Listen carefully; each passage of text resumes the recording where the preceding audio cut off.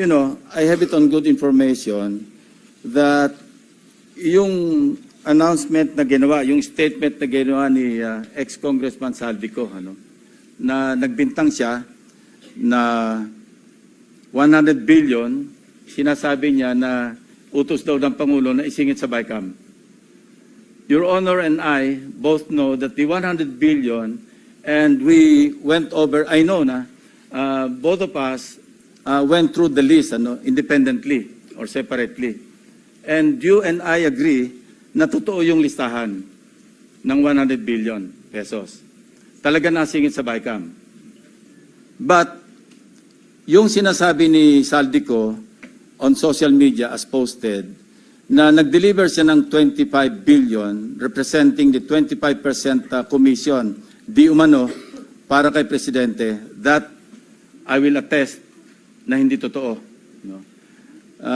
Yun talaga absolutely untrue or false. Untrue or completely false. Why?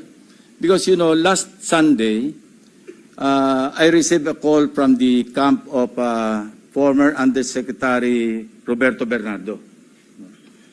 Ang sinasabi niya, noong nakita niya si Saldico sa social media na nagsasabing merong 100 billion di umano inutos ng Pangulo na isingit sa BICAM, napag-alaman ko from Undersecretary Bernardo na may mga tao sa Malacanang, not the President, not authorized by the President, who misrepresented him.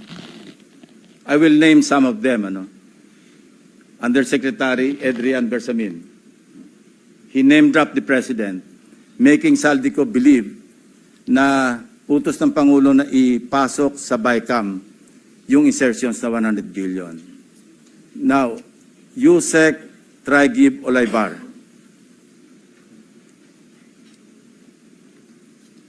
Other personalities. Anyway,